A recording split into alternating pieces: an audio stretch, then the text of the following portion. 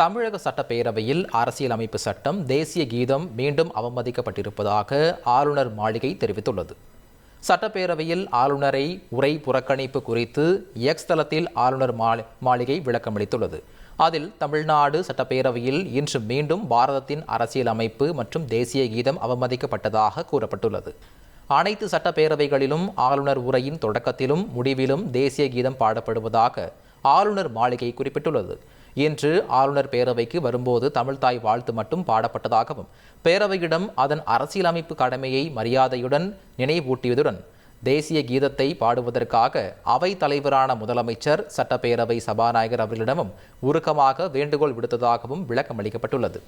இதற்கு திட்டவட்டமாக மறுப்பு தெரிவிக்கப்பட்டதால் அரசியல் சாசனம் மற்றும் தேசிய கீதத்தை அப்பட்டமாக அவமதிக்கும் செயல்களுக்கு உடந்தையாக இருந்துவிடக் கூடாது என்பதால் ஆளுநர் கடும் வேதனையுடன் சட்டப்பேரவையை விட்டு வெளியேறியதாக போட்டோ எடுக்கிறதுல ரொம்ப ஆர்வமா உங்களுக்கு? அப்போ போட்டோ ஸ்டுடியோ ஸ்டார்ட் பண்ணுங்க. மாசம் 2 லட்சம் வரைக்கும் சம்பாதிக்கலாம்.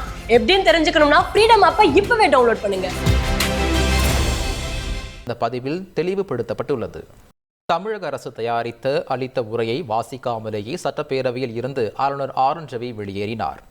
பரபரப்பான அரசியலில் சூழலில் தமிழக சட்டப்பேரவை கூட்டம் தொடங்கியது. பேரவை மரபுப்படி முதல் நிகழ்வாக தமிழ்தாய் வாழ்த்து இசைக்கப்பட்டது. தமிழ்தாய் வாழ்த்து முடியும் வரை சட்டப்பேரவைக்குள் இருந்த ஆளுநர் ஆர்.என். ரவி திடீரென வெளியேறினார். தமிழக அரசு தயாரித்து அளித்த உரையை வாசிக்காமலேயே சட்டப்பேரவையில் இருந்து ஆளுநர் ஆர்.என். ரவி புறப்பட்டார். ஆளுநரின் இந்த செயலுக்கு காங்கிரஸ் உள்ளிட்ட கட்சிகள் கடும் எதிர்ப்பு தெரிவித்தன.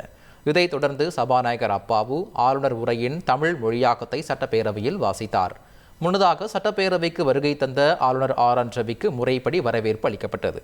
சட்டப்பேரவையில் 2வது முறையாக அரசின் உரையை வாசிக்காமல் ஆளுநர் ஆர்.என். ரவி புறக்கணித்துள்ளார் என்பது குறிப்பிடத்தக்கது.